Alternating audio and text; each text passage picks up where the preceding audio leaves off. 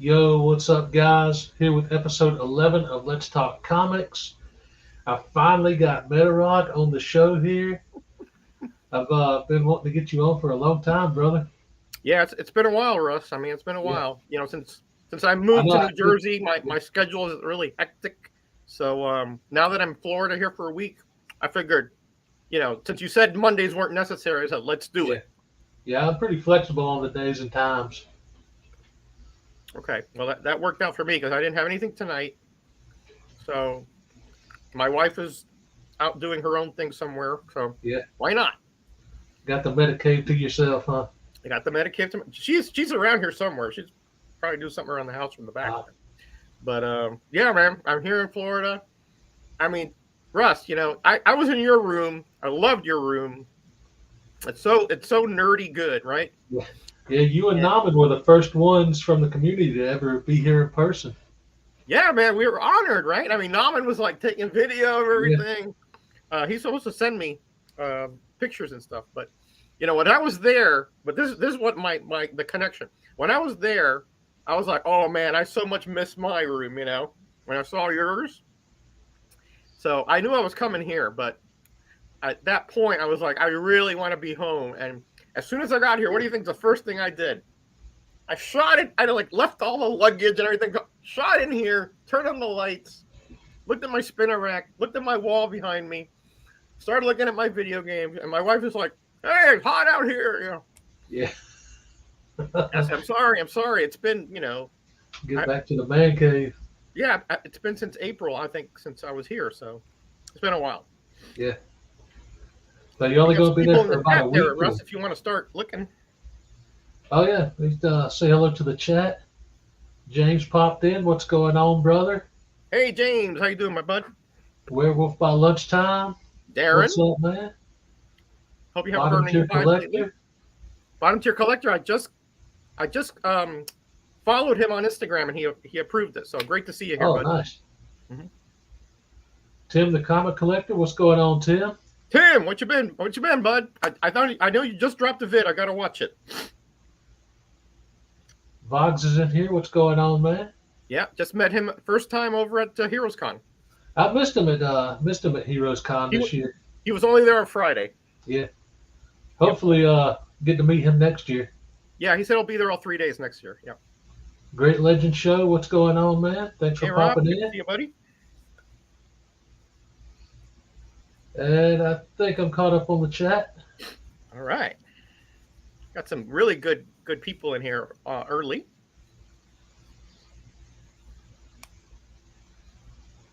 Oh, cool. You're actually from Charlotte. Yeah, yeah, that should be easy Yeah, well, yeah, I that's say not it too might far work from to me. get in the way, but What was it, about a 25, 30-minute drive? for you from your house, yeah, it was about a Yeah. 20 minute, 25-minute drive. Yeah. Oh, Mad Spotty, what's going on, man? Hey, Simon, how you doing, bud? Dropping in from work. Yeah, that's right. Australia, they're way ahead of us. Oh, yeah, like 14, 15 hours or Right. Yeah, something. you would know that because you're on with the other Simon every once in a while. Yeah. Manny, what's going on? Appreciate you hopping in, dude. Hey, Manuel. He lives close to me over when I'm in Jersey. Appreciate that, Great Legend. I shouldn't have to be in the sling too much longer. I noticed I was starting to get a little more movement in it today without cringing and paying too much. Yeah, I tell Russ he's got to take it easy. Punching people out in the street and stuff. I Yeah. mean, it just, you got to Well, calm down, man. I mean, that really that raucous attitude of yours, I tell you. I had to fight 3 people at the con trying to get to the 50-cent boxes. Hey, I had already softened them up for you. Okay. Oh, man. Oh man, there's some great people in the chat. The con was an awesome time. Oh, wasn't it?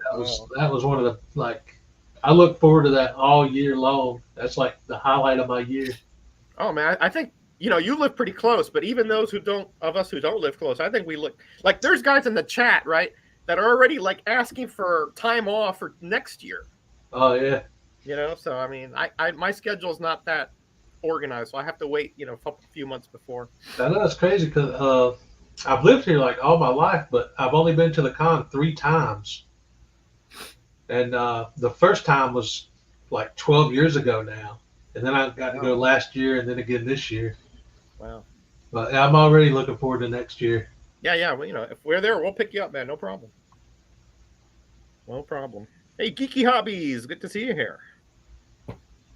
Thanks for popping in the stream, Geeky Hobbies. Yeah. Yeah. Hope to talk to you again, Vogs. Yeah. So, Russ,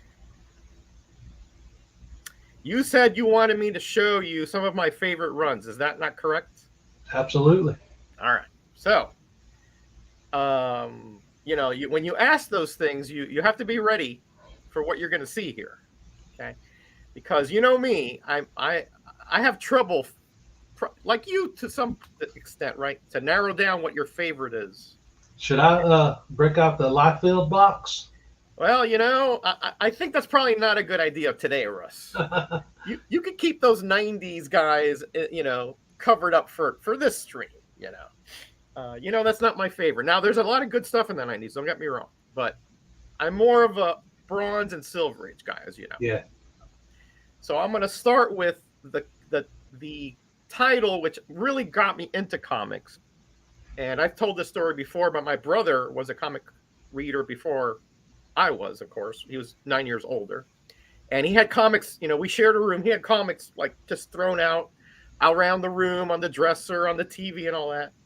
And a young Metarog, probably 5 years old or so, would every once in a while abscond with an issue or two, go into the bed with this little flashlight, And this is the team that I absolutely fell in love with as a very young. I wasn't even really reading that well because Spanish was my first language at that point, and I was seeing Sesame Street and Electric Company, so I was beginning to learn how to read well, or enough to put things together. But Metal Men was, to me, just the most interesting and quirky stuff out there. I do have the first appearance. It's on the wall behind me here, right over here. See where that manta is right there? Oh, nice. Yeah, that's the first appearance in Showcase 37, I think it is. Here's their third appearance. I think this is the first appearance of Chemo. Obviously, these are not my brother's comics, by the way. I picked these up back in the 80s once I got a job and so forth. And there was this comic book shop in Miami on Bird Road, and every once in a while they would have 50% off sales. And so I got these for like $2, $2.50. Nobody wanted Metal Men back then. Here is then they graduated from Showcase.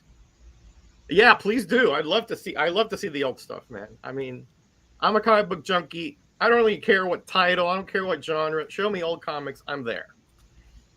This is the first issue of their own title, Metal Men #1. They graduated after Showcase 40. They had 4 tryout issues, and then they went to their own title here. And this is I think the first appearance of the Missile Men. These that's a cool essentially just robots that are just projectiles, essentially. Here is the second issue. I remember that, Ryan. I remember that. I was looking for a couple treasuries over on Heroes Con, but they didn't have the ones I was looking for, unfortunately. What I really liked about these things, Russ, is that these characters were imperfect to the nth degree. I mean, they had personality quirks. Almost every issue, they were like destroyed or in some way, just dispersed, whatever. But they were brought back by their creator, Doc Magnus, this guy here. This is the third issue. Some of these are kind of on the rough side, Russ, because I'm cheap, so I got the cheapest copy I could. When I go for the older books, I go for the lowest grade copy I can afford. You can afford, yeah. Yeah. But I mean, tell you, but when I got these, I mean, they were like $1 or $2 because, like I said, back then, they just weren't. I mean, they still aren't that popular, but they weren't really popular at all. Here is number 4. Tim is kind of big on there. He's the middleman that has like the least amount of confidence. He stutters. He keeps thinking he's, he thinks he's useless, but more often than not, he's the one who comes and saves the day because he's loyal and he's brave to a fault. The only middleman that I've ever read was it happened to be, it was a modern book. They did a crossover with Batman Superman. I want to say some in either early or mid 2000s. Yeah, I think I have it. You'll probably see it here in a bit. Yeah. And the villains they encountered were just these quirky, weird things, like robots from outer space. This is the Gas Gang, which Doc Magnus was thinking, well, if I made Metal Men and they were kind of successful, why don't I try other elements? So he made, oxygen, phosphorus, helium, and of course they turned evil and fought the Metal, of course, because otherwise there wouldn't be any conflict, and if there's no conflict, there's not a lot of storyline there. Here is number 6, I think. Yeah, 5, 6. Yeah, 6. Sorry. This is one of those weird things where I think this is like they go to rescue this kid who was captured by aliens or something, and they have to go to. I think that's what this is. Playground of Terror. I may be misremembering that, but I think they have to go to another planet to rescue this kid. Again, quirky stuff here. They had some great covers. Yeah, they do, because the I don't know if you've heard of this artist, Ross Andrew, and you can see he did Spider-Man back in the 70s. Ross Andrew. Yeah. Mm-hmm. And so he was a very good artist. Here's one of the things I loved about the Metal Men. They can sort of unite to create all kinds of devices. Here they did a gun. They've done like sledgehammers and trains. Yeah, good, cool stuff. Cool stuff. Hey, Melodope, how you doing? Magic Lasso popped in here earlier too. Yeah, I saw Ryan in here earlier. Probably the biggest Wonder Woman expert we have here in the community. Most definitely. Yeah. Here, I found this one here at the con at that dollar bin. Oh yeah. That one I was telling you about that went from $2 to $1. And it upgraded. Mine had like tape on the spine. But I think Nauman wanted that one, so I'll send that off to him next time I see him.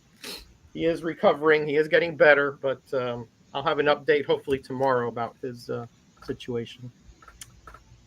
And here, another cover where they're in that smelter for whatever reason. Revolt of the Gas Gang. They're back.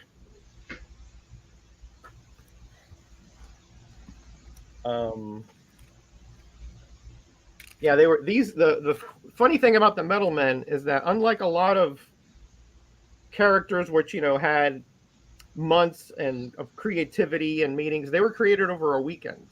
Oh, really? Mm-hmm. The story goes, and I don't remember every detail, but there was another feature that was supposed to go into Showcase, and right before the deadline, hey, Carlito. What's up, Carlito? Right before the deadline, the creators got sick or something, so they couldn't finish it. Huh. And so I don't know if it was Julie Schwartz or the editor at the time went to Robert Kanigher, and he said, hey, I need something on Monday. This was Friday for the deadline for Showcase. And he was like, all right, I'll see what I can do. So he and Ross Andrew collaborated and came up with the Metal Men, and the rest is history. That's pretty awesome, man. Just come up like on the fly like that. Just on the fly, yeah. Yeah, supposedly I forgot what the inspiration was exactly, but it was like there was a table of elements, periodical table, and they said, "Oh, well, we can just use that as the characters or something like that." But Yeah. yeah, it was pretty awesome. There's Chemo there, who will be a thorn in their side for a long time. That other Metalman there, that's actually Tin's girlfriend that he created himself. I need to look into trying that.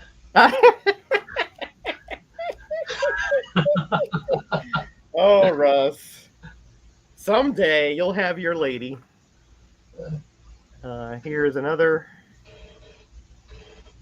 Like talk about a giant robot. This thing is huge. Skyscraper robot. I don't think I can get away with putting this on Cover Slingers as a building, but I don't know. It depends. yeah. Well, Matilda, you never know with her. Yeah. She's known to have certain rules that I find a little bit odd. Let's put it that way. Just send her like a stack of Hellboy comics to smooth over the. Oh, you listen. She's like an untouchable. You can't blackmail her in any way, shape, or form. She's totally untouchable. I sent her an AOK a while back. She's doing her reviews of it. Yeah, I just love this stuff for us. It's it's not like it's not a story that it's going to win any awards or anything like that. I'm starting to like stuff like that more and more though, like getting like into Silver Age books and stuff, and just more out there stories and characters. Yeah, I mean, I blame you for expanding my collection. Oh, you do? Well, okay, I'll take that one. I'll take the hit on that one. Before I met you, I was just all about 90s, and that was it. Aha! I tell you, the bad influences in your life, right? What I was saying is that, if you just want fun comics, don't start thinking about, oh well, the science here is wrong. This is totally out of left field. You can't think of it. Just immerse yourself. I slept through science class anyways. Immerse yourself in the story, in the fun of it, and go along for the ride. There's the Balloon Man or whatever that is. I forgot what. Yeah, like. What's up, Jackson? Hey, Jackson, how you doing, buddy? There's again Chemo. I remember buying this, Russ, at an after-school fair. There was a big table of comics, and they were all 5 cents. And I remember picking this one up, like when I was like 12 or 13 years old. Yeah. The memories, Russ. The memories. It's awesome to actually have like some of the comics you had when you were a kid, and like look back and just it's like the memories just kind of flood back in when you look. They do, man. The nostalgia. I mean, I'm just happy. I'm very blessed that my parents were supportive. They wanted me to read. They wanted me to be creative. They they didn't want me to join gangs, things like that. So they would buy me my comics if I to a degree. I mean, I had to buy my own mostly, but on special occasions, and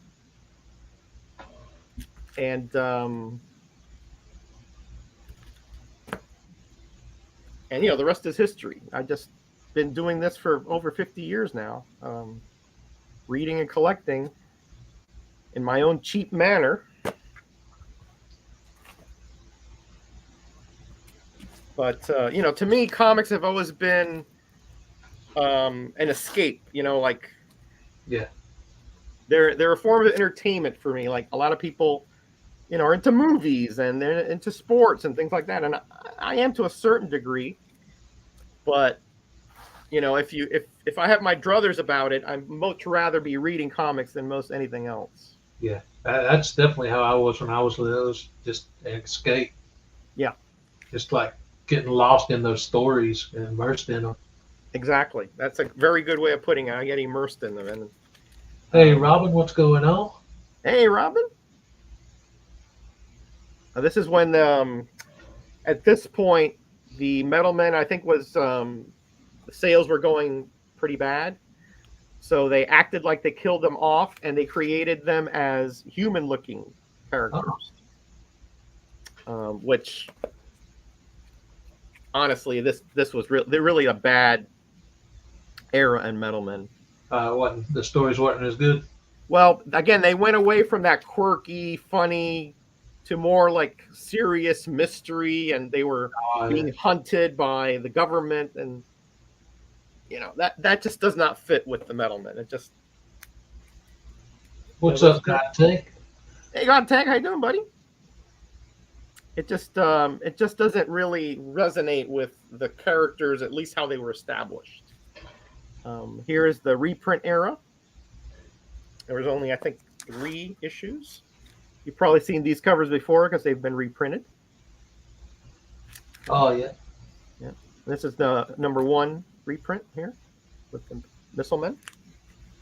And then several years after they canceled, this was the last issue, from that 60s, 70s era, but they canceled it, I think, for probably 5 or 6 years. They were totally gone.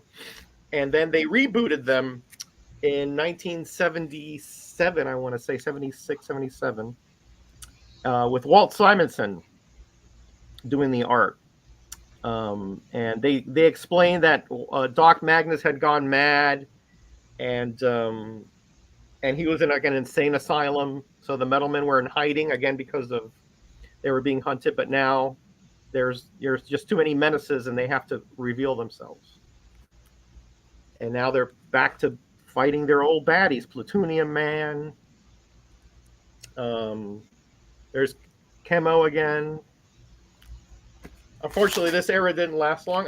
I did enjoy this era, but not as much as the 60s. Eclipso. That's kind of a new villain for them. I think Walt Simonson's art worked pretty good for. I've never seen so much Metalmen in my life. I have them all their appearances through the 20th century. This is actually a reprint. Again, this is the way I collect, right? I get like very infatuated with a character. Yeah. And then I want to, like you said, immerse myself. So I want to know everything about it. Like, where did they cross over? What changes occurred? What did they do when they were in their own title, etc. Here's 51. These villains were kind of pretty quirky during this era too. Vox, the vocal villain or something. The Brain Children. Really. I think they sort of were trying to recreate the magic of that 60s era by creating these kind of quirky villains. But I guess I missed this one from before. There's 31. Sorry, the box folded up a little bit on me. Oh yeah. I do have Russ has a lot more than I do. I have maybe 10 of them. 10. Yeah, I've got maybe 50, 60. Yeah, you used to have a lot more. Yeah. I used to have get close to 200 before I purged the collection. Yeah, I remember when you were Russ's Fun Collectibles. Yeah. Here's Dr. Strange Glove. You can't make this stuff up. Yeah. Yeah, I told Russ he's got to take it easy, man.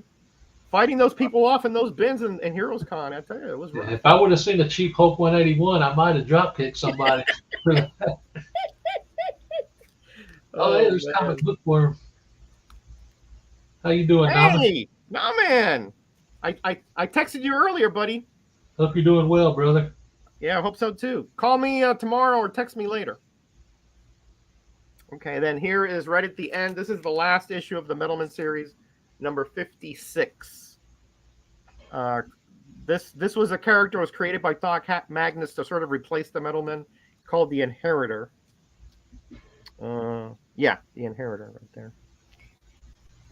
And so that's the end of the Metalmen series that started in the 60s, ended in the 70s. But as I said, I like to have the crossovers as well. Yeah. So let's start with those. I think their first crossover is this one, Brave and the Bold 55. And that guy there is the Uranium Man with the big U on the chest there.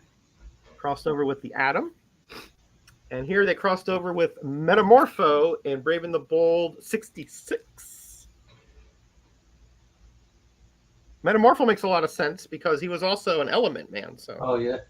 So that would be a pretty good team up. Here is one of your favorites, Batsy here. Brave and the Bold 74, Batman and Metal Men. Oh, By the way, nice. if your name is Ken Harmon, I have your comic. But you ain't getting it from me because I've had this since I was like 19 or so. And then here's Brave and the Bold number 103. Once again, teaming up with Batman. And here is Brave and the Bold 113. Once again with Batman. This is a really good story, the 50-story killer. Brave and the Bold had some pretty good, well thought out stories, I thought. And then after that, I like the Brave and the Bold series. I've got right. I mean, to me, I liked it because Batman was more detective-like in the Brave and the Bold. You know, not so much the superhero-ish, vigilante. More like, trying to help and figure out who the criminal is and capture them. There's what did I say? 121, Doomsday Express. All right. A couple more crossovers, and then we'll get into something else here. Then they also crossed over into DC Comics Presents with Superman. That's my real name. I lost some gambling ring at grammar school.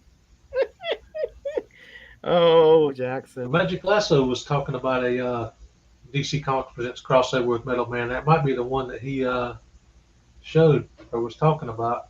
There's a couple more. I'll show them here in a minute. That's number 4. Oh yeah, he said that's the one. Yep, that's the one he said. That's the one he had. Then we have Brave and the Bold 136. I kind of went chronological with this, so that's why you're skipping from Brave and the Bold to DC Presents. And then we have Brave and the Bold 1. Actually, this is a 2-part story, 135 and 136. So I messed up there. And then we have Brave and the Bold 187. This is a really good story because notice it says, what's happened to what's her name? That is that robot that Tim created, which he called Beautiful. And then one day she just disappeared from the series without any explanation. Just wasn't there, And this is what a lot of us were saying, well, hey, what happened? And this explained, you can't respond to the phone for a while. Okay. Well, hit me up on IG if you can. You can leave a voice on IG too. Really good story. Anyway, sorry, I lost track there. And here's DC Presents number 70. Oh, that's a cool cover. Right? Like fighting all those like mutated insects. Yeah. I mean, yeah. I missed another one here, Russ. Look at this. This box is producing more Metal Men as we speak. Metal Men 15. Mr. Bolts, I believe this is the name of this villain. Yeah, bunch of bolts. Yeah, that's him. And number 16. Oh, that's like chess pieces or something, kind of. Yeah. What did it say here? Stop! You can't sell us. We're not toys. We're really metal men. Robots for sale. That's cool. Yeah, I mean, did they ever make any like figures for the Metal Men? Did they ever get any merchandise? I haven't seen much of it. I do believe there are figures though, but I haven't seen them yet. Here's a crossover in Action Comics where Superman, where Chemo took over Superman's powers, so thus his receptacle is now a Superman receptacle. Anyway, and then here we have action number 599, where the Metal Men become kryptonite infused. Oh. Yeah, Crypto Nightmare. What's up, Comic Mag Musings? What's going on? Hey, Bill. How you doing, buddy? Surf Blues in the house. Hey, Dave, I sent him a little A-OK. Probably will be unboxing that soon. I think he just claimed your whole Metal Men collection. Yeah, he loves Metal Men too. Yeah. I'm not sending you my Metal Men, Dave. I'll send you when I find doubles. Yeah. Let's see. There's a couple more I wanted to show. Okay, here. They did a reboot series in the, I think it was the 90s. And here's the 4-issue miniseries. This was done by Dan Jurgens, I do believe. Oh, really? Yes. Mike Carlin writing, Dan Jurgens on the art. This was on my list to take to Dan Jurgens in Heroes Con, but I left these here in Florida. So yeah, bummer. But I got a couple Legion issues for him to sign. So, and 3, and then 4. This is where I believe Gold was killed, and then Doc Magnus becomes a Metal Man, like for real, you know. So. I might have to look that series up on eBay since it's just 4 issues. You can find it in the cheap bins. It's not worth anything. So I have a lot more Metal Men, but you know they're not on the cover, and they're just little pieces like in so Crisis. They were in Crisis. All their appearances. I have all their appearances through the 20th century, including there was a newspaper it's called Wednesday's Comics. I don't know if you're familiar with it, but it's all like newspaper, and you would unwrap it and it would read like an old style newspaper. That's and cool. It had Command D, had a bunch of features, and they were in there as well. Yes, they did continue after Crisis, but like this is after Crisis here, and they also had appeared in Infinite Crisis. They also had a few appearances, like again, they're not on the cover, but they appeared here in Superman 154. I think the McGinnis run, yeah, and then here in 98 Man of Steel. Notice it says guest starring the Metal Men. Oh. Yeah. So they did make sporadic appearances. They appeared here as 648, Adventure Superman 648. Yep. A lot of people, that's their exposure as well. And in this Silver Age Secret Files as well. I could go on and on, but I think we've probably Metal Men'd everybody out at this point, Russ. You mind if I show a couple Funko Pops right quick? I do not. Please do while I drink some water and recover. All right. I've got, she was asking if I had any on hand. I've got a Superman 3-pack here. Kind of cool. Appropriate for the 4th of July that just passed. Yeah. Very cool. Actually, I won this in a giveaway from a pop channel that doesn't make content anymore. It was, I think the name of it was Ethan Finds Out. Oh, okay. But that was a bigger pop channel back in the day. I don't think they make content anymore, though. Oh, that's a shame. I got a few randoms here. Got Jackson. Mr. T. V.A. Baracus from the A-Team. Hey. That was one of my favorite shows as a kid. I loved the A-Team growing up. I pitied a fool. Yeah. They came out with a whole set, but the only one I ever found in the store was Mr. T. I couldn't find Face, Hannibal, or Murdoch. Probably, that show is very popular, Russ, so it'd be hard to find those figures. It probably is now, because I think these came out in, let's see.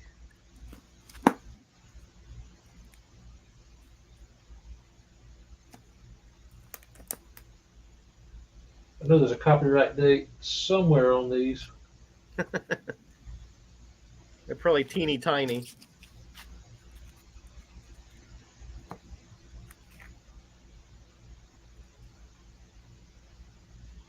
I can't find it, but I'm pretty sure I've had it since 2018, so it's been out for a while.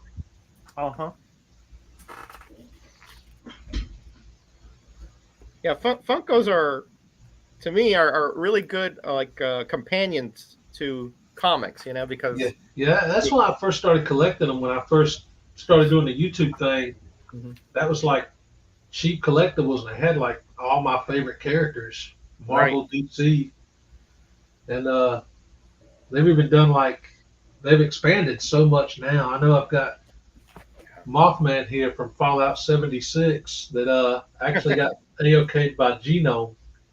Oh, Genome Presents, our buddy Yeah, Dave. Yeah. back gosh, he sent this to me back when y'all was still doing graders notes. Oh yeah. Wow. That's Yeah, that's a so blast from the past there, yeah, right? Yeah.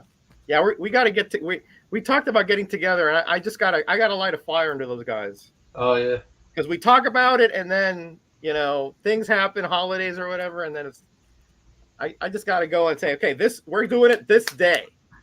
You know, I don't like doing that. I don't like to impose my will upon people, but with these guys, you got to light a fire under them. yeah. And that's okay. I mean, we all got busy lives, and that's just the way it goes. But, yeah, Jackson. Notice Jackson there. Roger could go on, and usually does. Yeah, right. Yeah, he's probably true though. I do tend to kind of ramble sometimes. My wife says so as well, so it must be true. All right, Russ. What else do you want? Hey, Brooke, what's going on, man? Oop, hold on. I messed up my chat here. Broke Cuz of Comics. What a great name. Yeah, I miss Grader's Notes, and I miss 84 time. 84 time, 84 time, 84 day, 44.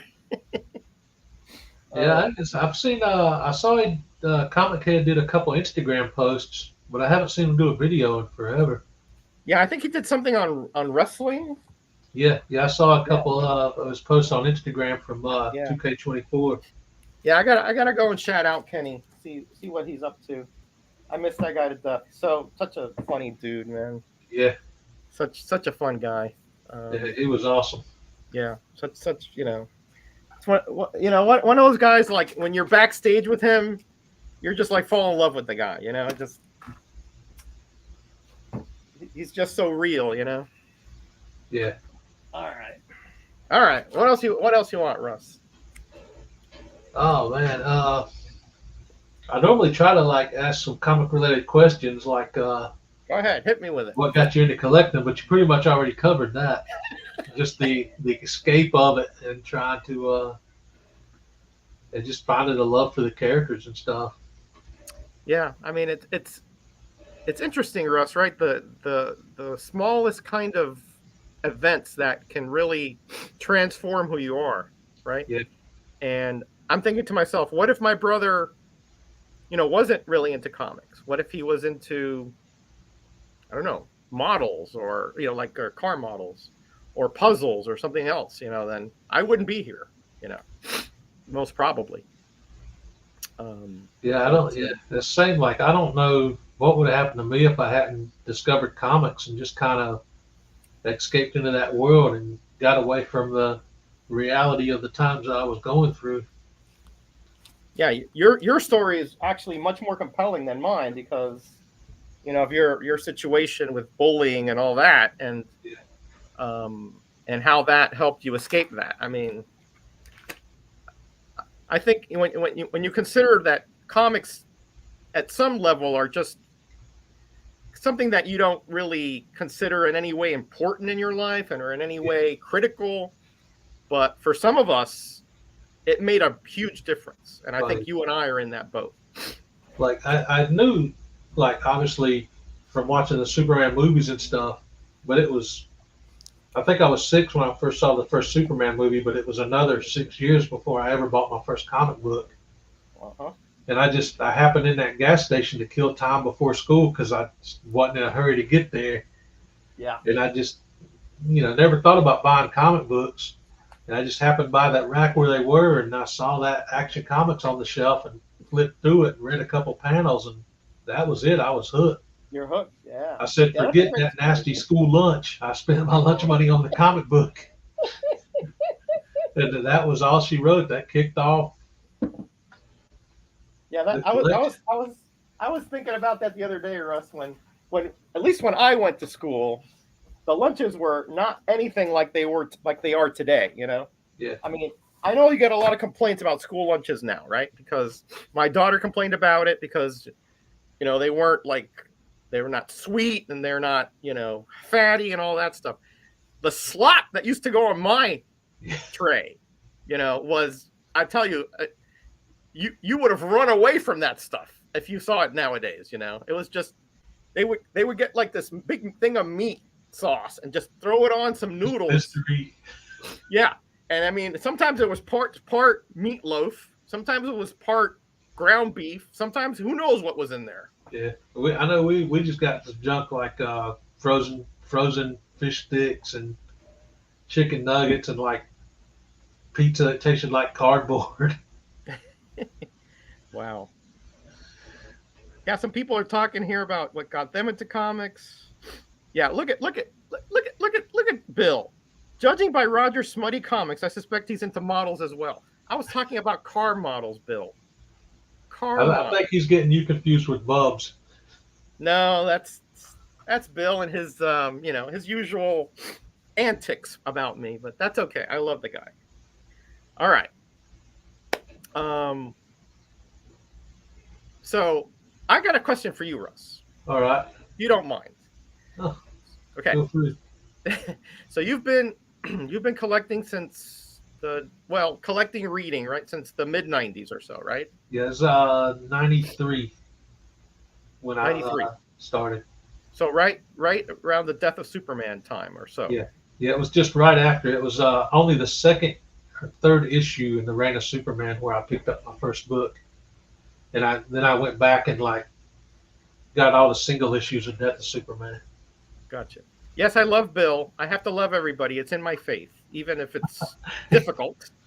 I have to love everybody. Okay, so I'm assuming at that point you would pick up new comics every once in a while. Yeah, every week because Superman at the time had Superman Action Comics, Man of Steel, and Adventures of Superman. So every week there was a new issue. So I would stop in once a week on the day it come out and spend my lunch money on that week's new comic. Okay. So was that just the title you would get, or you get others like sporadic? Well, I like started getting all the Reign of Superman as they come out, and we had this flea market we'd go to sometimes, and that's where I would find my back issues, and that's where I found. But it took me a couple of years to finally get the whole Death of Superman set. I didn't get the black bag Superman 75 until I think until I started collecting again in 2015. Wow, that's a long time to wait. There wasn't a comic book store there. There was a gas station that had new issues and a flea market for the back issues. So you didn't have that collectible shop that's near your home there at that time? No. Okay. That was my next question. I was still I was still 12. I hadn't turned 13 yet. And we moved where I'm living at now, I think, when I was 17. So I've been. Oh, okay. So you weren't living there then. Oh, okay. Yeah, that was my next question. Is because I don't think I don't think you've said this, but I think you just mentioned it. But where was your first experience with back issues? This is the kind of things that because I'll tell you what mine is after you tell me what yours is. It was my first experience with back issues was a flea market. It was a local flea market.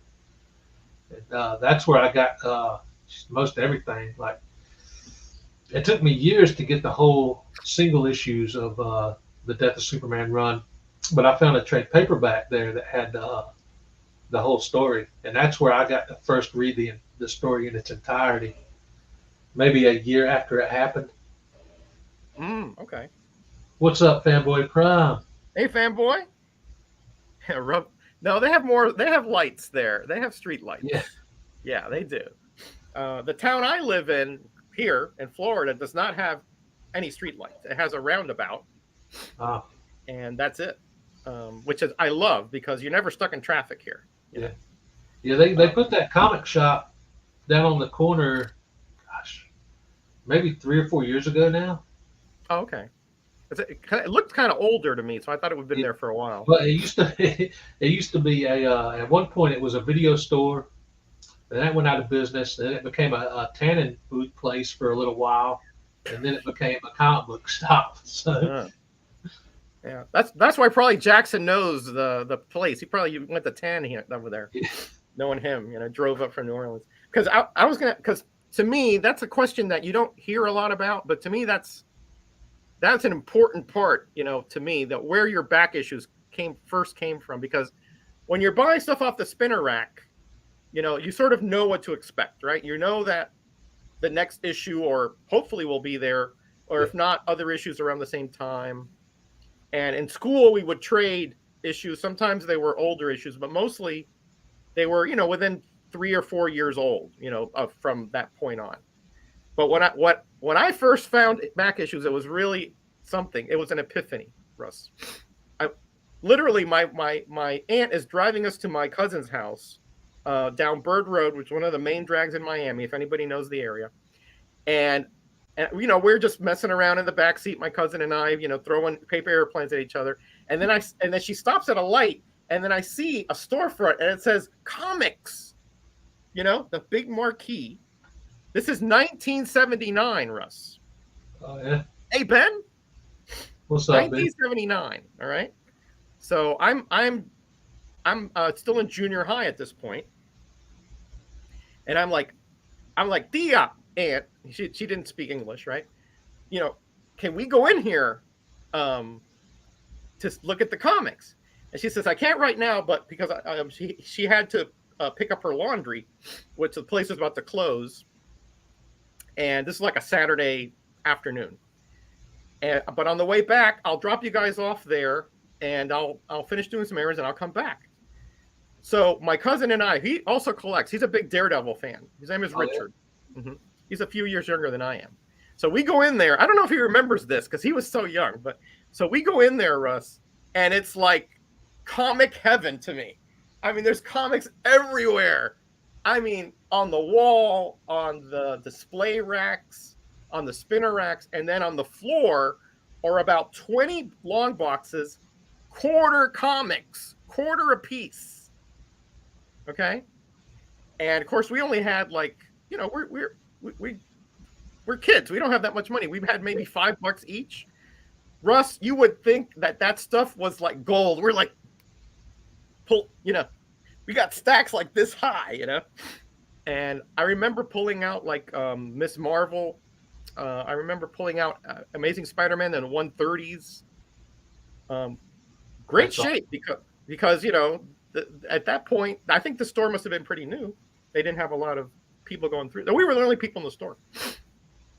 So that was my first experience. And once I knew that, Russ, once I knew there was a repository of comics, every time we drove anywhere near there, I would try to maneuver my family to let me off for a while, and I would be mowing lawns. I'd be collecting the bottles, for 5 cents, you could turn them in. And I would keep that money until time came when we would go by there. So I got a lot of my collection. I think that was called Sunshine Comics from that store from 1979 through 1981. And I started driving in 82, and then I went to other places. So, yeah, I miss the early days too. They're a lot of fun. Okay, you got any other questions for me, or do you want me to pick something else out? We're just catching up on the chat here a little bit. Yeah, we got some good people in here. Yeah. Gray Man, what are you doing up at this hour? Okay, now Jackson, that's interesting. Jackson placed an order on Robert Bell, which was the ads in the comics.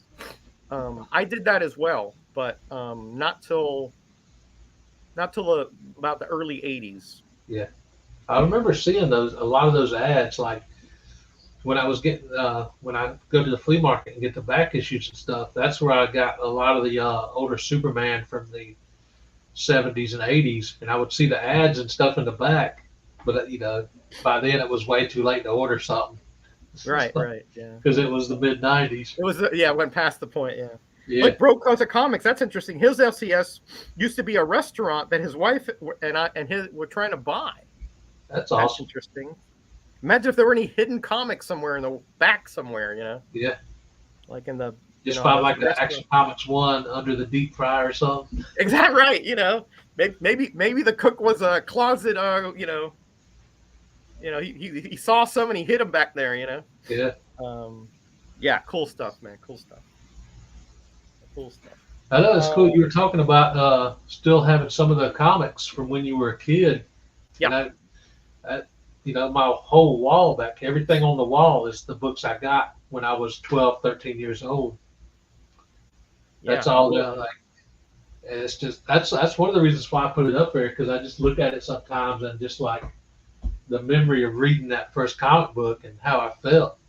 Right. It just comes rushing back. That's why I started collecting again, because I stopped from back in 2000, like right at the end of 99, right at the start of 2000.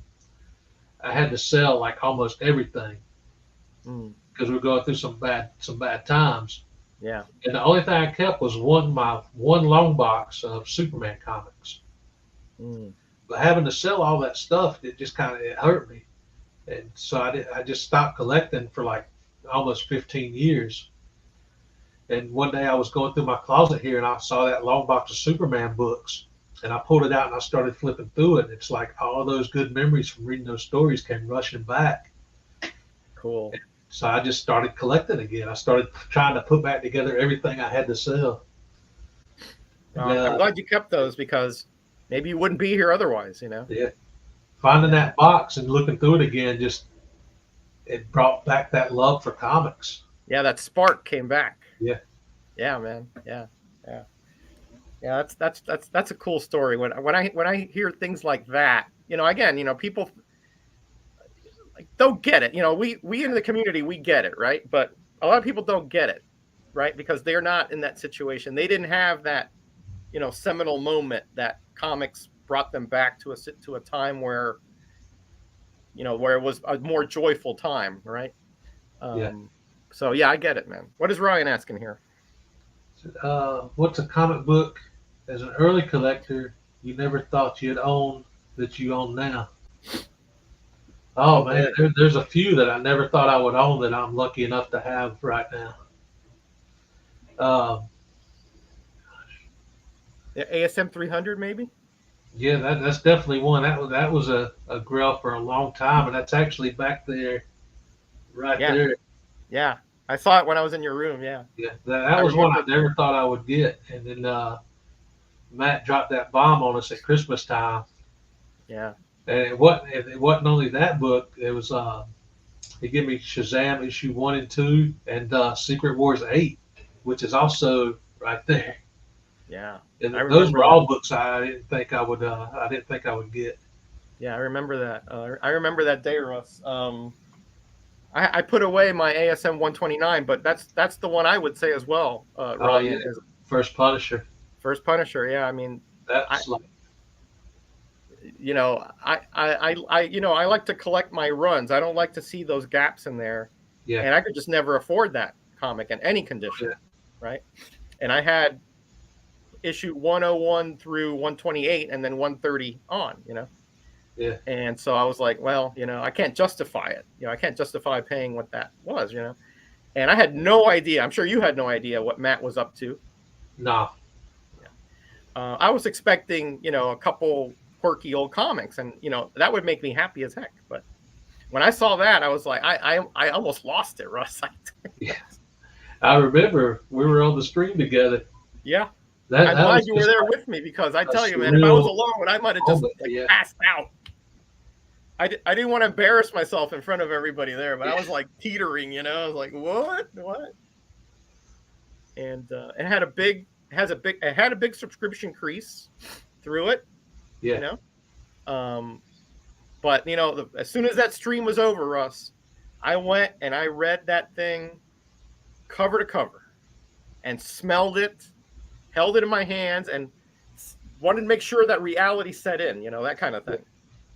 And I know it's hard, man. Like, it's when you're trying to collect whole runs, and there's an issue like that where it's just such a large key. It's like you just figure that gap's just always going to be there. Always going to be there. Yeah.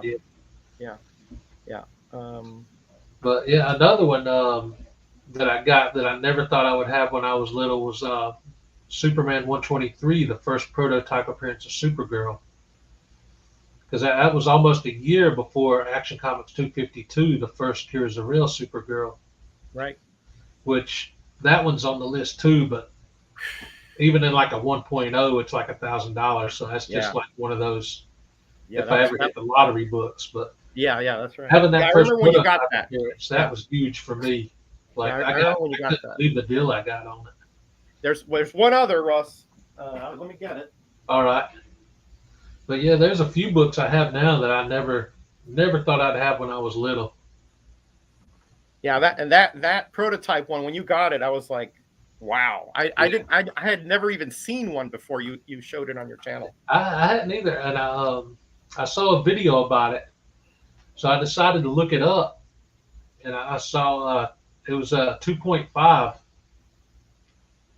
and says it was 143, and nobody else was bidding on it. Wow. So I said, okay, I'll see.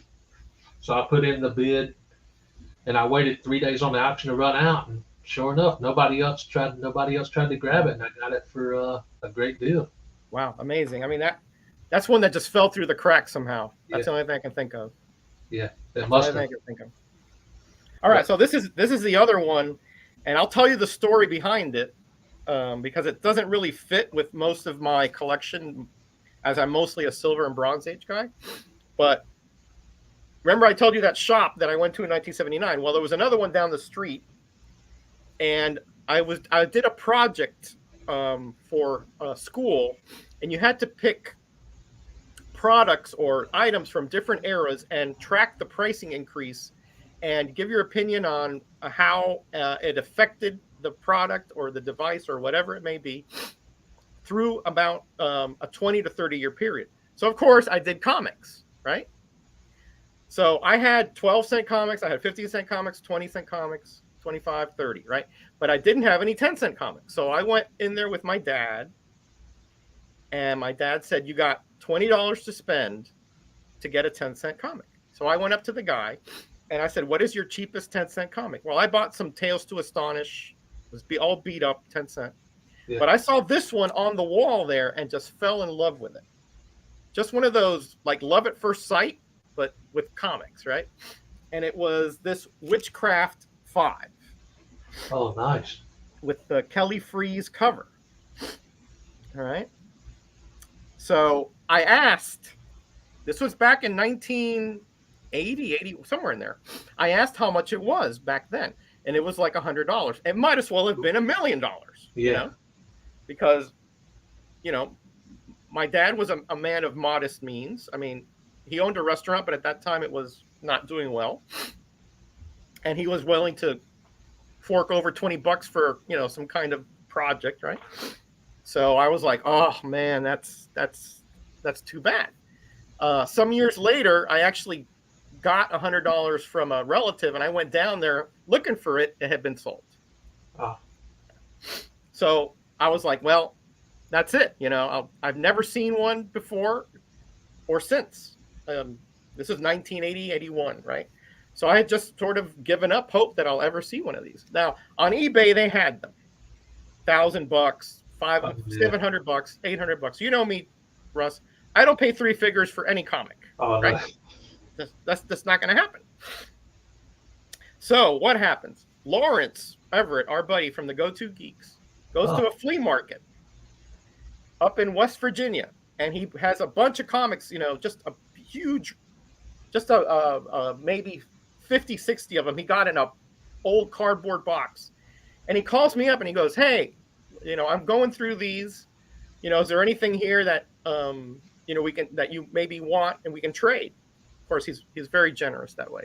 And this showed up in there. Okay, had no back cover, and as you can see, it was missing part of the top here. Yeah. Okay, but I said I want that, so I sent him some Silver Age comics. He sent me this back. And finally I had it, but it was very, very rough, very brittle, falling apart. Enter Jerry the Jitterbug. he was doing all his leaf casting and so forth. I'm going to vacation in South Carolina. Jerry was there in Myrtle Beach. So I said, hey, could I show you something maybe you can help me with? I show him this, and he says, yeah, I think I can do something for it. He takes it, works on it on his channel. A few months later, sends it back to me, and boom. He bought another comic that had the same back and interior cover. Oh. And he leaf casted it on there. That's awesome. You can't even tell that this is from a different comic. It's absolutely perfect. All the pages are pretty white, supple. You can read it. And here it is, Bruce. I never thought I would have this, and it is now in my grubby little hands. Thank you to Lawrence Everett and Jerry the Jitterbug, two awesome guys in the community. And Lawrence was awesome, man. That's another person I never see anymore online anywhere. Yeah, he's. I haven't talked to him in a few months now. I'm going to have to give him a call. He's very busy. He got a job doing construction essentially all over the United States. So he's sometimes gone for months on end. I remember I used to see pictures on Facebook sometimes where he would be fishing or something. Yeah, with his grandson. He loves to fish with his grandson. Yeah, he's very generous, very knowledgeable, but he's very busy right now. So I try not to bother him too much. But it's been a while, so I want to catch up with him. I'll give him a call here in a couple of weeks. So Ryan, that is mine and Russ's story for you there. I'm glad you liked it. That's awesome. That's an awesome story.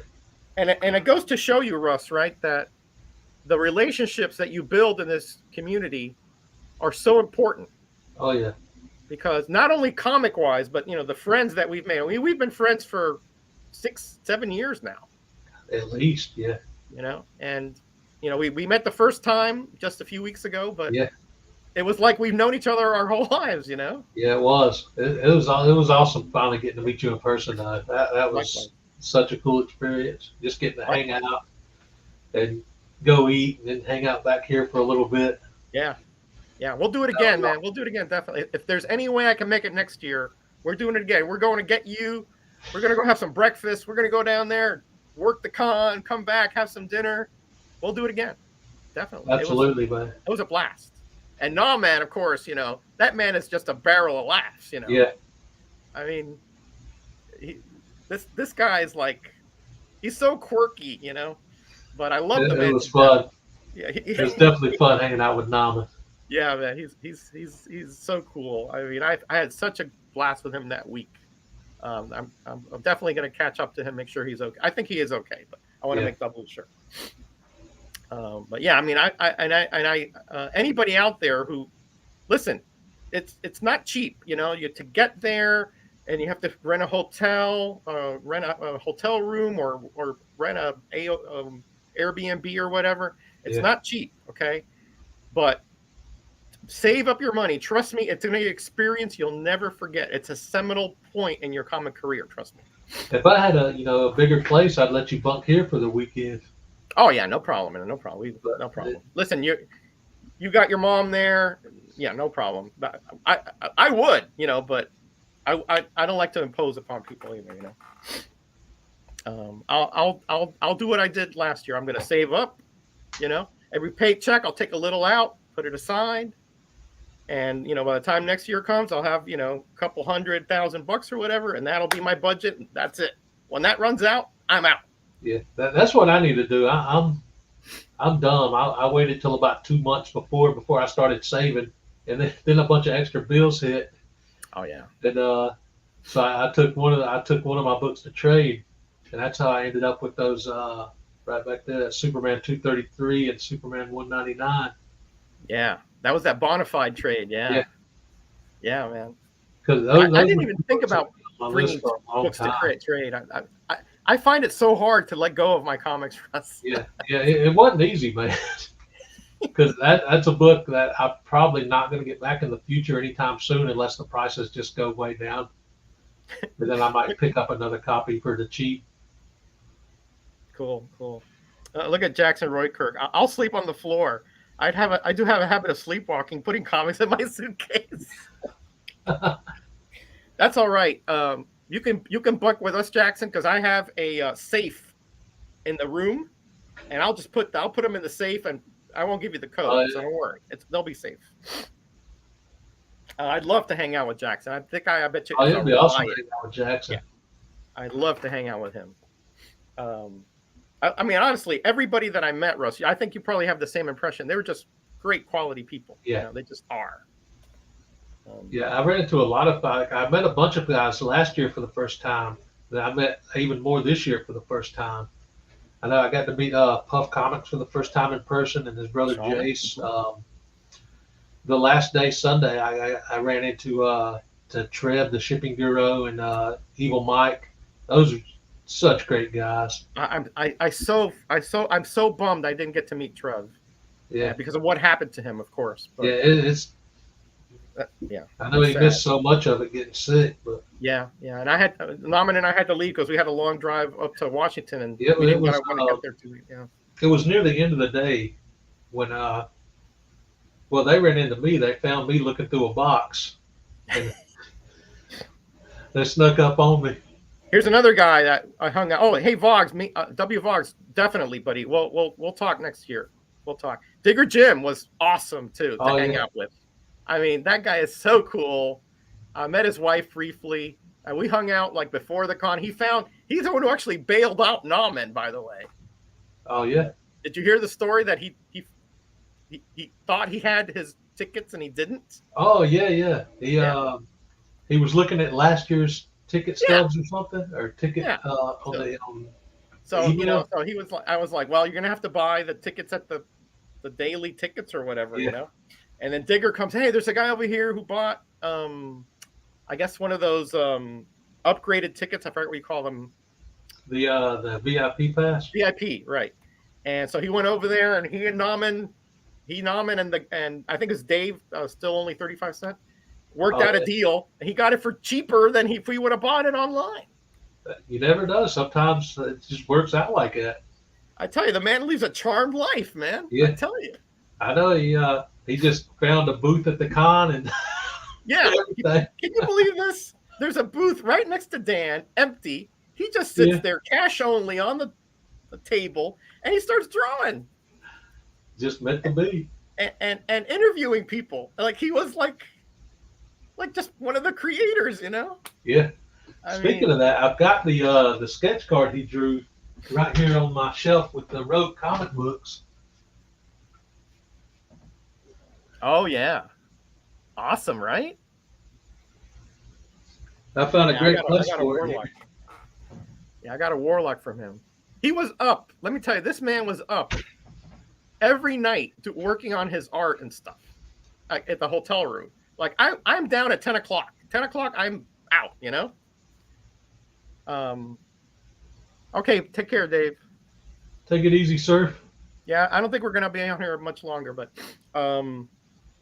I was out at like 10 o'clock, Russ. I mean, you know, I'm not a night owl like Nauman, you know. And so he was up like, I don't know, 1, 2 in the morning. I would hear him shuffling around, you know. And then we wake up at like 7, and like the guy's like, what?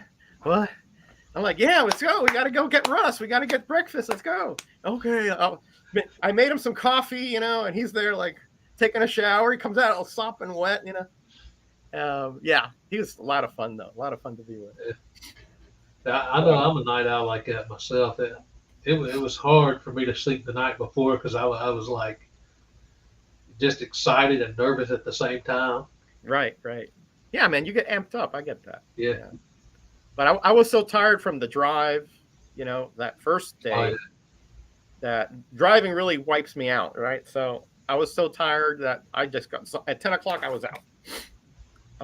And the second day, because I was at the con all day, literally from 8 to 7, I mean, let me tell you, I was just beat to death, Russ. Beat. Oh, I know it. You know, I don't think I didn't even eat dinner. He went to the meetup on Friday, and I had to do some work. I had to do payroll, Oh, yeah. So I went back to the hotel room. I mean, I took a shower just to sort of wake up. And I was like, okay, I worked there for about an hour and a half. I'm just the minimal amount, to get the payroll going. And I literally collapsed into the bed with computer right by me.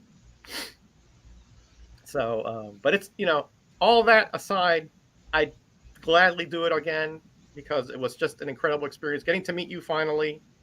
That was one of my goals, right? No, if you had said you weren't going, we were going to go over there and see you anyway. There for a little bit, it looked like I wouldn't be able to, but a couple things worked out there. Yeah, that's right, Ryan. Little pot of Folgers works out pretty well. But we need to get. Again, I could go on and on, but definitely it's an experience that I'll never forget.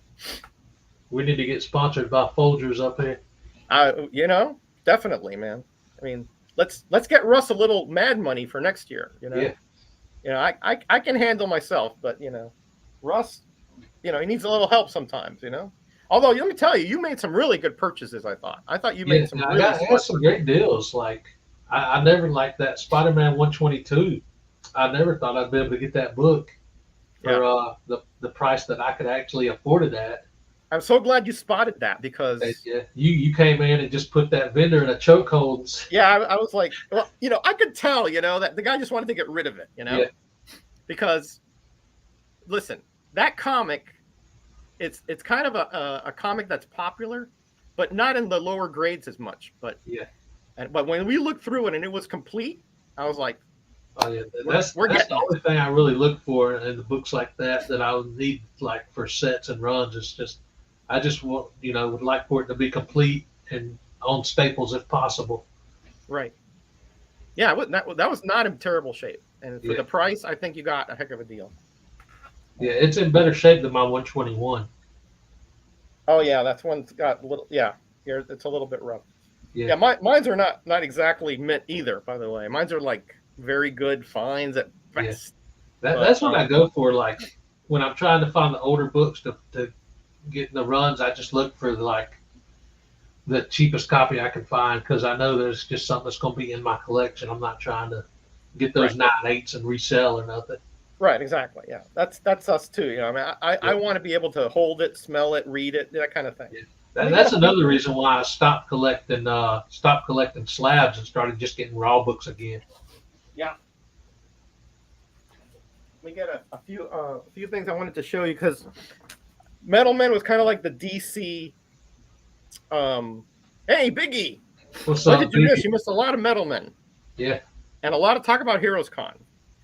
I got to sleep, fellas, says Gray Man. Yeah, it's got. Have a good night, Gray Man. Like 3 a.m. over there in the UK. Yeah, it's got to be. Yeah. UK, I think, is about 6 or 7 hours ahead or something. Yeah. But Gray's a night out too. But so as I was saying, Metal Men is kind of like my DC go-to favorite series, right? Marvel, it's like whatever day you ask me could be a different thing. But one of my all-time go-to series that I read and reread every 5 years or so is Master of Kung Fu. To tell you how much of a fanatic I was about Shang-Chi, I don't really celebrate Halloween, but I like to sort of dress up and walk around the neighborhood. When I was in my early mid-teens, and then I would accompany the younger family members, right? So my mom is a seamstress, so I said, Mom, could you make me a gi like Shang-Chi, I guess. So he said, well, I need a good picture. I go, oh, I got that covered. So I got one of the covers. I forgot which one it is. This one here, because it has that kind of yin yang symbol in the back. Yeah. And and she goes, okay, I can manage that. She got some material and she made me a Shang-Chi with I don't have a picture. I've been looking everywhere for a picture of when I had it as a kid. I cannot find a picture of it. I know I had several, but I can't find it. So yes, I did go and patrol the neighborhood as Chang-Chi when I was probably 14 or so. That's awesome. But this has been one of my absolute go-to series since I was probably 12 or 13, I'd say, is when I really started getting into it. Not a superhero series, really, Russ. Not at all. I'm surprised I never got into those because I loved martial arts and stuff like that back then, and I loved Iron Fist. But for some reason, I just never picked up any Master of Kung Fu comics. Well, what's strange about it, Russ, is that I remember going to 7-Eleven and the spinner rack, and a lot of the time they weren't there because, hey, Hialeah. What's up, Hialeah? 2 Cubans, 1 cup, baby. All right. Because I think they tried to sort of accentuate the superhero stuff. Yeah. So maybe they didn't have these, as I don't remember seeing much of it except that like flea markets and stuff.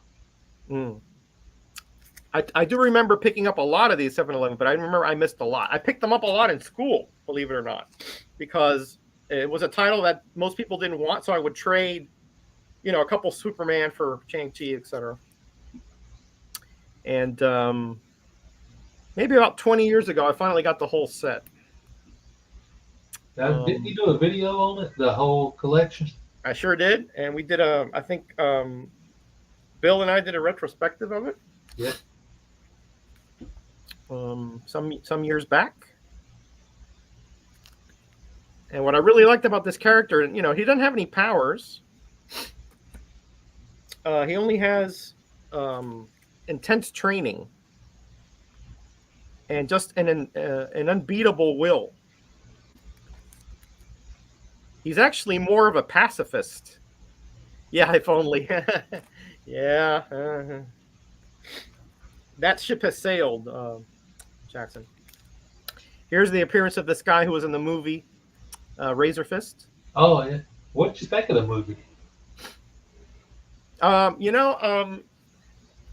When I went into it, I already knew that it really wasn't the Shang-Chi that I knew. Yeah. They really modernized it. They made it a lot more fantasy-like. So I wasn't as disappointed as I thought I would be. I know me going into it, I really didn't have like the history of the character like you did. Right. So I didn't really know what to expect because I didn't know really anything about him. So I enjoyed the movie though. Like I said, I enjoyed the movie if I didn't concentrate on it being this having that history, the backstory of the character makes a difference. Yeah. But I'd say it's an entertaining movie, but it wasn't a Shang-Chi movie, at least not a classic Shang-Chi. This guy they changed so much of his origin and so much of his motivation that it was just. Did he actually ever fight the Mandarin in the comics? No. So that's like just completely just for the movie then. Right. Well, there's a good reason for that because his father was Fu Manchu in the comics, and that character is licensed by Sax Rohmer, and they no longer have the license for it, so they couldn't use. They had to work around it. Yeah, they had to work around it. So I understand that part, but even so, it was just like I said. I get it, right? They're trying to make a movie a spectacular, a blockbuster, and this movie would be more like a spy thriller if it was the old Shang-Chi, That still sounds like it'd be a pretty cool movie, though. It would be, but it really would be like one of those Marvel movies, that blockbuster kinds. It would be more. It would be more of a subdued movie, It'd be more intrigue and less, fantasy and action at that level, 7-Eleven for life. You got it, buddy. My 7-Eleven was on Coral Way and 74th Avenue. Yes, I went there almost every week from not every week because I had to get people to send me there earlier. But when I started being a little older, from 1980 through 1988. I went there almost every week. That's awesome. And I went sporadically from the mid 70s as well. When I get my brother, he drove, obviously, you know, a lot younger than earlier than I did. Yeah. So I would get him to take me because he would actually go. He'd love to get the Slurpees, you know. So I'd say, hey, let's, you know, take me and, you know, I'll buy you the Slurpee. I'm like, I never bought it for him. He would buy it, you know. But Yeah. and then I get like 5 or 6 comics. I played him like a fiddle, Russ. I get like 5 or 6 comics. I'm like, oh man, I wish I had another, you know, buck so I could finish up. He goes, all right, just grab them, you know. He was working, you know, he was working at my dad's restaurant, so he had money. My brother's 10 years older than I am, and every time he would take a shower, he would put his change on the back of the commode. And I'd sneak in there and grab like a handful of change and go out and buy like rent a movie or rent a game or something. Ooh, very, very sneaky, Russ. Hey, Simon, we were just talking about you earlier, Simon, buddy. what's going on, brother? Hey, congratulations on all the sub love, man. You're growing Absolutely. like a weed over there on YouTube. Isn't that 2000 quick? Yeah, man. I'm actually going to do a support video probably not tonight, tomorrow, and then I'll publish it here in a few days. I definitely want to support our buddy Simon. Yeah. We go way back too, so I definitely want to support that guy. Yeah, man, this has been a lot of fun, Russ. Talking nostalgia, talking our younger years and our formation in comics. I love talking this stuff. It's always awesome, like just those memories from the early collecting days. Yeah, man. And you know what's funny? Like I'm going to be 60 here next month, Russ. Okay. Oh, what day? August 13th. August 13th. Yeah, and I don't feel 60, by the way. Yeah. I mean, I don't feel much different than 20 years ago. To tell you the truth. I'm going to be 44 at the end of this month. Right now, I feel like I'm closer to 60. Nah. Listen, the trick. I found the trick is that you have to be active in your mind and your body. You know what I mean? Yeah. You have to be out there and do things. Like I love working in the yard, coming in here, working in the room. I've been like pressing comics. I've been working on comics. I've been organizing my video games. I've been lifting these heavy boxes behind me, Russ. You know, and then I go in the yard. I work in the yard. You got to keep active. Yeah. You keep active. Oh, yeah. And your body will keep it up. Will try to keep up with your activity. You know, so do your walks like you were doing before. You know, do your walks. You know, read. You know, be active, and trust me, your body will start like reacting to that. Oh yeah, it's helped a lot over the past year and a half that I've been doing that. Thank you, Simon. Closer to 70. What a pal! Hey, you're laughing now. I thought maybe buddy. You were 54, I know you're 55. Kidding. I know you're kidding. It's coming for you, buddy. Let me tell you. But what I wanted to say, I didn't want to get off track as far as that goes. But I'm going to be 60. But you know the memories that I have in this room here. You know, to me, I'm still that kid. You know. Yeah. Who went into those 7-Elevens, who went into those LCSs, who went into those flea markets, who went into those sales, and got immersed into these characters, and was a better person for it because you know you learn a certain sense of morality, you know, through your faith. You learn a sense of morality, how you treat people, your respect for people and others, and these characters were, you know, very helpful. They were out there helping people. They couldn't let things go by, even if it didn't affect them. If it affected somebody, they wanted to do something about it. And I've learned that lesson in life, you know, that just because I'm safe in my bubble doesn't mean that is the right thing to do just to keep myself safe. You have to go out there and make others see, you know, that there is hope in the future for them as well. That's something that took me years to do, like, because, like I said, I didn't have friends growing up, and I after I got out of school, I just kept this wall around myself all the time. I didn't trust to let people get close, and it wasn't until YouTube where I started to kind of let my wall down a little bit and actually get to know people, and actually started making genuine friends for the first time ever. And it changed so much for me. Like I never like before I started this, I never would have went out like to a con and tried to talk to people in person. I would have just been still in that shell by myself. If, Mm-hmm. And let me tell you, Russ, that Friday, YouTube just changed so much for me in my life.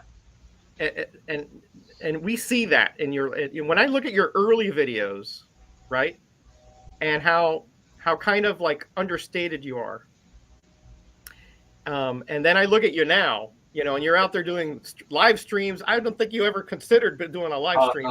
The first time I got invited to a live stream, I was so scared. I was like, I can't do it. I can't do it. I gotta go be alone. Right. I get it.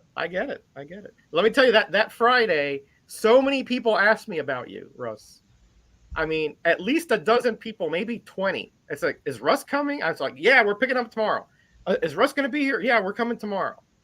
And so you are one of those guys that people, just want to meet because you've been doing this so long, and your character and your easy manner, people gravitate towards you because of that. Yeah, it's just, I don't know. It's just something that I never thought would happen in my life. I kind of always saw myself never having friends and just being alone until I pass away. Mm-hmm. But this just, I don't know, man. Like starting YouTube was one of the best decisions I ever made. Yeah, that's what I was going to say. I know what you're talking about, because when I was younger, I had a lot of emotional issues, and I didn't want anybody near me. I thought that would be, just too dangerous for me, to get close to people. Yeah. I see a lot of that in you when you were younger, and on YouTube. But I tell you now, I remember you saying, well, I have problems in crowds and situations. You went through that con like nothing. I mean, you went through there like oil down a slide. Okay. I felt comfortable being around people I knew, that helped a lot too.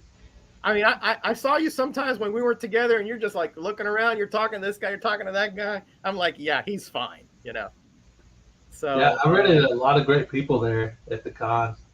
I saw Mastodon for the first time. Donnie, I love that guy. Yeah. Just so I don't know. It's just, I guess, because I've known you guys for so long on YouTube, it's just like you said earlier, it's like just being around family. It is. Yeah. Hey, Alex, how you doing, buddy? What's up, Alex? That's another guy I want to meet someday, up in Kentucky. Lady, but yeah, Russ, man, you're an awesome guy. I think now is when you're starting to realize that that's the truth, because you are.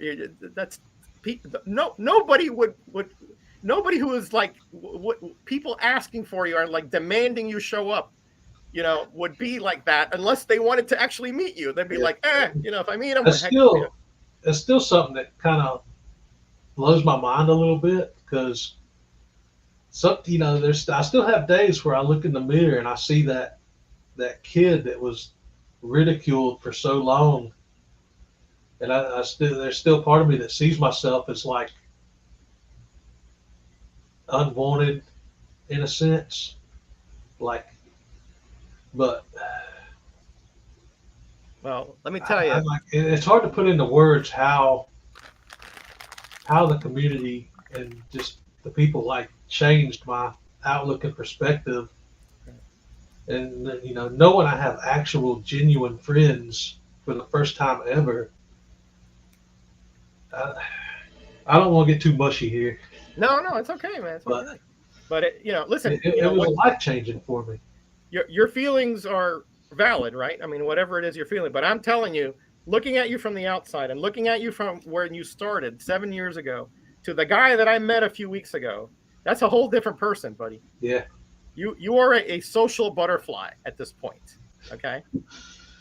Maybe you don't want to realize it yourself, but I'm telling you, I can see people's eyes when they look at you and when they meet you, and you cannot fake that. Okay, you cannot fake that. And I'm not telling you that to blow smoke or to exaggerate or hyperbole. That is the truth that I have. I don't do that kind of stuff. I tell you the truth. Whether if it's not good, I may not mention it, but if I mention it, it's the truth. I appreciate you, brother. Yeah, likewise. All right, Russ. I think it's time for us to get out of here. It's 9 o'clock. It's getting close to my bedtime. I gotta start winding down. I got a deck here that I gotta blow the leaves off before my wife gets to sleep. Don't work too hard. No, listen, it's a blower, dude. I'm just gonna be standing there blowing like that, I gotta feed the cat. Before I go to sleep because that thing's gonna be meowing outside all night otherwise, And I gotta wind down from this high. It's gonna take me an hour to wind down from this high of the stream right here. So. You got anything coming up on your channel you want to mention right fast? I'm doing a bunch of vids, Russ, here at the Metacave. I've done 3 or 4 already. That's haven't been published. I did the one where my sister-in-law. I think you saw it. My sister-in-law found those comics on Facebook Marketplace. Oh yeah. And I've done about another 3 or 4. I'm going to do Simon's support video. And I have one other video that I have to do tomorrow. I'm going to be on Cover Slingers, 2 o'clock, Gray Man's channel. And then I leave Saturday night or Sunday morning. I forgot which one my wife said we have to leave to go to Jacksonville. She's got a conference. And so I'll be gone for several months from the Metacave. I'll be back in Jersey middle of next week. Yeah. Safe travels. Thank you, bud. Thank you. Yeah, I get so tired driving. Like when I get tired, I'm like the nearest hotel. Here we go. Just go grab like a case of Red Bull. Nah, I use a little sweet tea or coffee.